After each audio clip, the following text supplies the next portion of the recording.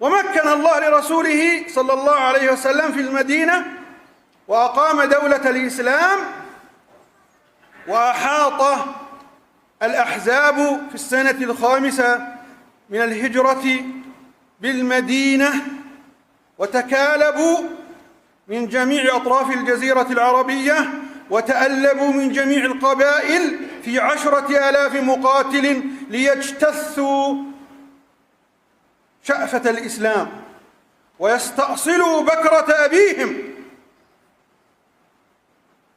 فحفر الرسول صلى الله عليه وسلم مع أصحابه خندقا حول المدينة ليصد هجمات الأحزاب عنها. رسول لكنه يأخذ بالأسباب.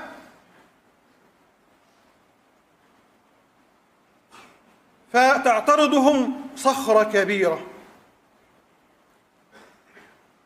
فيهرعون إلى النبي صلى الله عليه وسلم، فيأتي الرسول بالمعول بالفأس. رسول كان يحفر مع أصحابه الخندق، وكان يشاركهم في كل أمر من أمور حياتهم، وكانوا يرتجزون يقولون: لئن جلسنا والنبي يعمل إن هذا من العمل المضلل. فيجيبهم الرسول: اللهم لا عيش إلا عيش الآخرة فارحم الأنصار والمهاجرة. يضربها صلى الله عليه وسلم بيده الشريفة فينهار ثلث الصخرة، فيقول لهم: انظروا الأحزاب حول المدينة، حتى أن بعض الصحابة يقول: لم نستطع أن يخرج أحدنا ليقضي حاجته. واليهود يغدرون، يهود بني قريظة.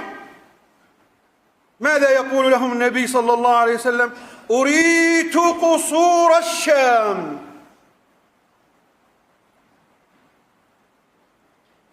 المحيط الواقعي يقول أن الرسول في أقصى درجات الضعف يومئذ، لكنه يقول: أريت قصور الشام. ثم يضربها الضربة الثانية ويقول: أريت القصر الأبيض، أي بيت كسرى، إيوان كسرى، وكان في مدائن العراق. ثم يضربها الثالثة ويقول: أريت أبواب صنعاء.